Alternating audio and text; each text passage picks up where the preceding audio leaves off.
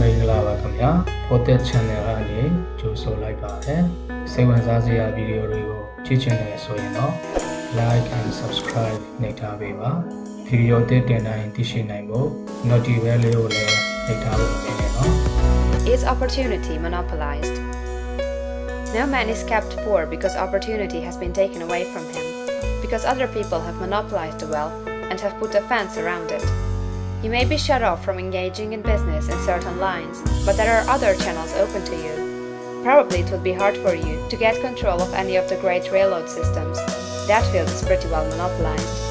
But the electric railway business is still in its infancy and offers plenty of scope for enterprise. And it will be but a few years until traffic and transportation through the air will become a great industry, and in all its branches will give employment to hundreds of thousands and perhaps to millions of people. Why not turn your attention to the development of aerial transportation, instead of competing with J.J. Hill and others for a chance in the steam railway world? It is quite true that if you are a workman in the employ of the Steel Trust, you have very little chance of becoming the owner of the plant in which you work. But it is also true that if you will commence the act in a certain way, you can soon leave the employ of the Steel Trust. You can buy a farm of from 10 to 40 acres and engage in business as a producer of foodstuffs. There is great opportunity at this time for men who will live upon small tracts of land and cultivate the same intensively. Such men will certainly get rich. You may say that it is impossible for you to get the land, but I am going to prove to you that it is not impossible, and that you can certainly get a farm if you will go to work in a certain way. At different periods, the tide of opportunity sets in different directions, according to the needs of the whole, and the particular stage of social evolution which has been reached.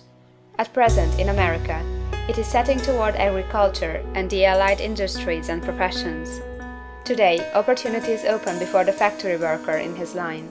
It is open before the businessman who supplies the farmer more than before the one who supplies the factory worker, and before the professional man who waits upon the farmer more than before the one who serves the working class.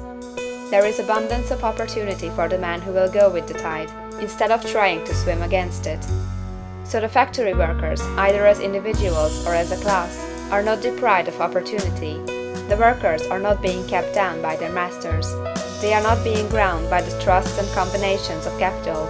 As a class, they are where they are because they do not do things in a certain way. If the workers of America chose to do so, they could follow the example of their brothers in Belgium and other countries, and establish great department stores and cooperative industries. They could elect men of their own class to office, and pass laws favoring the development of such cooperative industries, and in a few years they could take peaceable possession of the industrial field. The working class may become the master class whenever they will begin to do things in a certain way. The law of wealth is the same for them as it is for all others. This they must learn, and they will remain where they are as long as they continue to do as they do. The individual worker, however, is not held down by the ignorance or the mental slothfulness of his class. He can follow the tide of opportunity to riches, and this book will tell them how. No one is kept in poverty by a shortness in the supply of riches. There is more than enough for all. A palace as large as the Capitol at Washington might be built for every family on earth from the building material in the United States alone. And under intensive cultivation, this country would produce wool, cotton, linen, and silk enough to clothe each person in the world finer than Solomon was arrayed in all his glory, together with food enough to feed them all luxuriously. The visible supply is practically inexhaustible, and the invisible supply really is inexhaustible. Everything you see on earth is made from one original substance, out of which all things proceed. New forms are constantly being made, and older ones are dissolving, but all are shapes assumed by one thing. There is no limit to the supply of formless stuff, or original substance. The universe is made out of it, but it was not all used in making the universe. The spaces in, through, and between the forms of the visible universe are permeated and filled with the original substance, with the formless stuff, with the raw material of all things. 10,000 times as much as has been made might still be made, and even then we should not have exhausted the supply of universal raw material. No man, therefore, is poor because nature is poor, or because there is not enough to go around. Nature is an inexhaustible storehouse of riches. The supply will never run short. Original substance is alive with creative energy and is constantly producing more forms. When the supply of building material is exhausted, more will be produced. When the soil is exhausted, so that foodstuffs and materials for clothing will no longer grow upon it, it will be renewed, or more soil will be made. When all the gold and silver has been dug from the earth, if man is still in such a stage of social development that he needs gold and silver, more will be produced from the formless. The formless stuff responds to the needs of man. It will not let him be without any good thing. This is true of man collectively. The race as a whole is always abundantly rich, and if individuals are poor, it is because they do not follow the certain way of doing things, which makes the individual man rich. The formless stuff is intelligent. It is stuff which thinks. It is alive, and is always impelled toward more life. It is the natural and inherent impulse of life to seek to live more.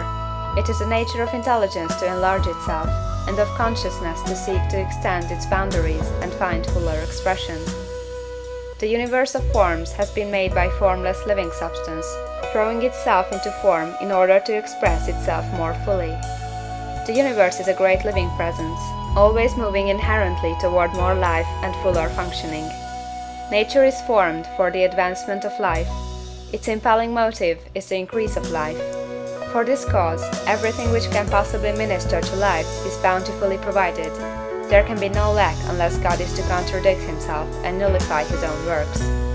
You are not kept poor by lack in the supply of riches. It is a fact that I shall demonstrate a little farther on, that even the resources of the formless supply are at the command of the man or woman who will act and think in a certain way. ဆုံးသည့်ကြည်ပေးတဲ့အတွက်ကျေးဇူးတင်ပါတယ်။နောက်တင်တဲ့ဗီဒီယိုတွေမှာလည်းပြန်ဆုံကြရအောင်။ကြည့်ရှုသူအားလုံးကိုကျေးဇူးထူးတင်ရှိပါ